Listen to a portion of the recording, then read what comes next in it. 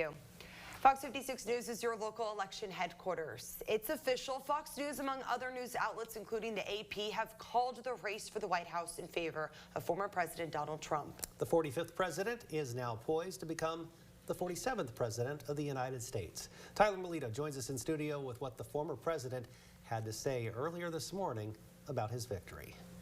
At the time of reporting, former President Donald Trump has beaten Vice President Kamala Harris with 277 electoral votes, according to Fox News and the AP, to Harris's 226, becoming the first president, as Krista mentioned before, since Grover Cleveland to return to office after losing a re-election attempt the previous election. Cleveland winning first in 1884, losing in 1888, then winning again in 1892. Trump doing the same in 2016, 2020, and 2024. It certainly was not a certainty we would know this morning who won the presidential election, but the call became official around 2 o'clock this morning. The big difference this time around compared to 2020, Trump was able to flip back Georgia, Pennsylvania, and Wisconsin, all of which he had lost in 2020, but won in 2016.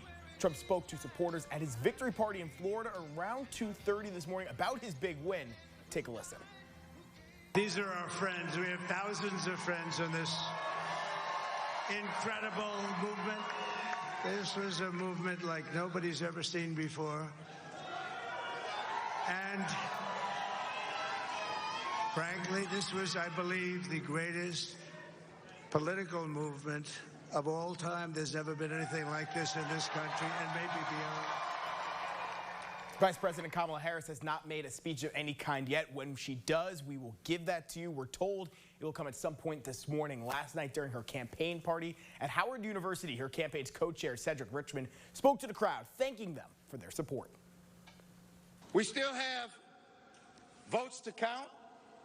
We still have states that have not been called yet. We will continue overnight to fight to make sure that every vote is counted, that every voice has spoken. So you won't hear from the Vice President tonight, but you will hear from her tomorrow. She will be back here tomorrow to address not only the HU family, not only to address her supporters, but to address the nation. And we just touched on it. A former president was able to flip several key battleground states which he had lost in 2020. Coming up in about 30 minutes, we'll hear more from Donald Trump and dive deeper into his path that sent him back to the Oval Office. Paul, Krista.